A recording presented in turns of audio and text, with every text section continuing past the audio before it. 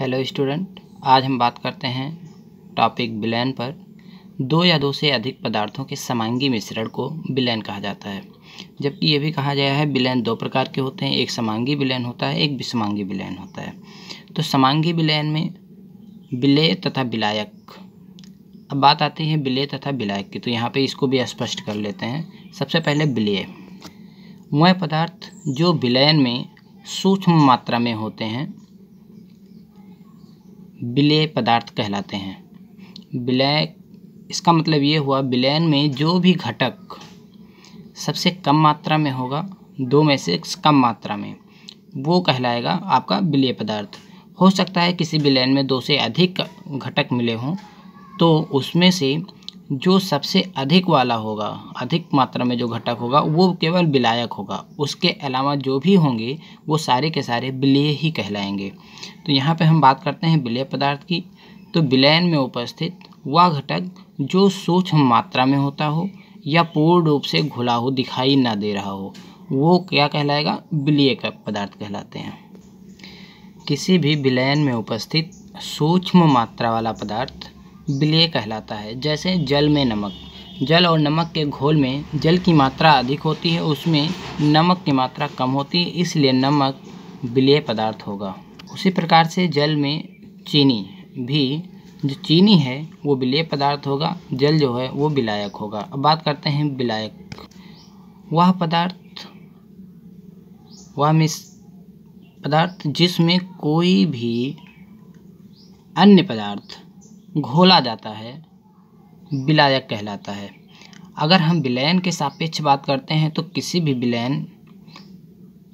विलयन में वह घटक जिसकी मात्रा अधिक होती है विलायक कहलाती है। यहाँ देख लेते हैं, किसी भी विलयन में अधिक मात्रा में उपस्थित पदार्थ या घटक विलायक कहलाता है।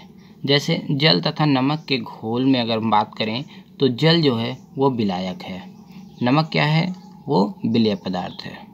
इस प्रकार से हम पाते हैं कि जो विलयन है वो ठोस और ठोस का भी हो सकता है, ठोस द्रव का, और द्रव का, द्रव गैस का, गैस का।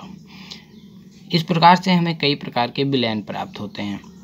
अब अगर हम बात करते हैं ठोस का विलयन अगर बनाते हैं, ठोस में ठोस की बात करते हैं, तो इस प्रकार से हमें मिश्र धातुएं प्राप्त होती हैं, मिश्र धातु प्राप्त होती है। अगर हम बात करें गैसीय विलयन की, यानी कि गैस प्लस गैस की अगर बात करते हैं, यानी कि गैस में गैस अगर मिला दिया जाए तो जो बनेगा वो वायु बनेगा, यानी कि गैसीय मिश्रण कह सकते हैं, ये कहलाते हैं वायु। तथा यदि द्रव में द्रव है तो वो विलयन कहलाएगा। टॉपिक मिला है समांगी होने का। तो समांगी जिस प्रकार से मिश्रण में आपको बताया गया था, समांगी मिश्रण, विसमांगी मिश्रण, सेम उसी प्रकार से विलयन भी समांगी और विसमांगी होते हैं। समांगी अगर विलयन की बात करते हैं तो उसमें दोनों घटक पूर्ण रूप से घुले होंगे, एक दूसरे में पूर्ण रूप से मिले होंगे, जिससे कि विलेय पदार्थ हमें नहीं दिखाई दे, केवल विलायक दिखाई दे। या ऐसा हो कि पूरे में विलयन के किसी भी आयतन में हमें दोनों के अनुपात अगर समान मिल रहे हैं तो वो समांगी होगा, अगर असमान मिल रहे हैं अनुपात तो वो विसमांगी विलयन कहलाता है। विलयन के गुण की बात करते हैं तो जैसा कि आपको सबसे पहले परिभाषा में बताया गया, दो या दो से अधिक पदार्थों का समांगी मिश्रण होता है तो विलयन क्या होगा? एक समांगी मिश्रण होता है। सबसे पहला पॉइंट हो गया है, विलयन समांगी मिश्रण होता है।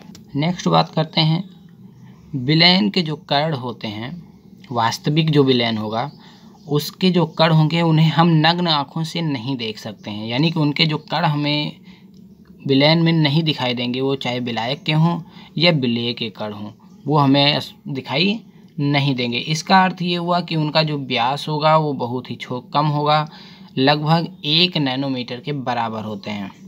ये हो गई हमारे दूसरे पॉइंट, विलयन के कण को हम नग्न आँखों से नहीं देख सकते हैं। तीसरा पॉइंट हो गया, विलयन के कण का आमाप यानी कि साइज 1 नैनोमीटर से कम होती है।